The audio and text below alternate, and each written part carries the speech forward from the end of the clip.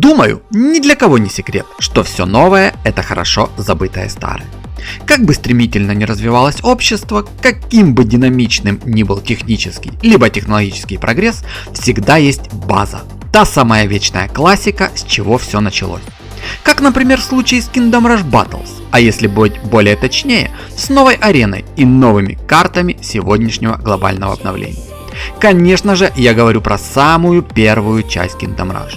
Легендарнейшая игра, которая подарила нам незабываемое сражение у стен Мрачной Башни, поход в гнилой лес и грибной лес, где ты часами пытался одолеть местных мобов и победить дерзких боссов. Я уже молчу про огненную яму, где впервые повстречали самого дикого мини-босса Цербера, которого я и сейчас периодически кормлю, когда владыка ада в отпуске, и конечно же само сражение с Молохом в Пандемониуме. Именно это послужило основой создания контента, которым ты сейчас имеешь возможность наслаждаться, играя в Kingdom Rush Battles.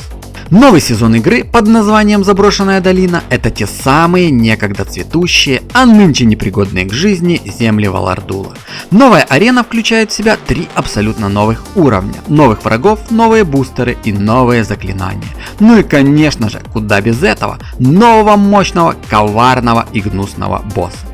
Но прежде чем приступить к разбору, спешу обрадовать играющих и наконец ответить на вопрос многих. Как получить карты с ранее пройденных ивентов? Вместе с новой ареной в игру добавлены эпический герой Магнус, великий волшебник, хороший друг короля Динаса, защитник королевства и некогда ученик самого Везнана, а также редкая карта героини Рейлин, многим известной из игры Kingdom Rush Alliance. Смелый и грозный генерал темной армии, которая уничтожит любого, кто станет на ее пути. Она внушает страх врагам и непоколебимую преданность своему владыке и всей армии темных рыцарей. К тому же в игру добавлена эпическая башня Некроманта. Да-да, та самая многими любимая и обожаемая из Kingdom Rush Frontiers. Мастера запретных искусств, подчиняющие смерть своей воле, способные воскрешать тела павших врагов в виде армии нежити, дабы те сражались на их стороне. И легендарная башня Испепеляющий камень из Kingdom Rush Vengeance. Эти могущественные последователи Везнана, эта мрачная башня служит маяком ужаса. Ее сфокусированный луч медленно разрушает врагов, пока не достигнет критического состояния, вызывая разрушительный взрыв. Каждую из этих карт теперь можно получить в игровых сундуках, если, конечно, повезет. Ну а теперь непосредственно к новинкам этого глобального обновления. Для начала в игру добавлены 2 мощных темных заклинания, открывающих новые возможности для доминирования на поле боя. Эти заклинания дают тебе решающий контроль в самый ответственный момент. Абсолютный убийца – эпическая карта, которая позволяет наносить удар по самому сильному врагу в области, мгновенно уничтожая его. И приказ командования – редкая карта, которая призывает на поле боя темного рыцаря для сдерживания врагов. Для любителей подгадить сопернику и смотреть, как тот мучается, в игру добавлены 7 совершенно новых бустеров. Крикливая летучая мышь, напоминающая визгуна из Vengeance, оглушающая своим криком союзных юнитов. Вулканический элементаль, созданный из огня и камня, сеет смерть и разрушение. Теневой кузнец, усиливающий врагов на поле боя. Темный жрец, напоминающий лорда Малагора, с держащим в руке магическим посохом, с похожим на слезу Элини драгоценным артефактом. Темный заклинатель воронов, служащий подкреплением в Kingdom Rush Alliance, призывающий на поле боя полчища голодных воронов. Пылающая судьба, призывающая метеориты, наносящие урон вражеским юнитам. И расплавленная жижа, периодически оглушающая 2 вражеских башни. Полный арсенал, дабы удовлетворить темноту в душе соперника. Заброшенная долина – это земля, погрязшая в скверне, где влияние этой темной магии исказило все, к чему когда-либо прикасалось. От расходных пехотинцев до неумолимых элитных отрядов и магматических элементалей. Враги маршируют по этому проклятому полю боя, сея кругом горе и отчаяние. Темный новобранец – небольшой противник с легкой броней, пешка в обойме темной армии. Темный рыцарь, более живучий и бронированный противник, составляющий основную ударную силу мрачных земель. Лучник теней, тот самый, загубивший тонну нервных клеточек всех играющих первую часть Kingdom Rush. Смертоносный лучник, выпускающий стрелы со слепительной скоростью, прежде чем враги успеют среагировать. Осколок магмы, мелкий надоедливый враг, созданный из лавы, после смерти превращается в каменную статую. Если его не убить в этом состоянии, он может возродиться с полным запасом здоровья.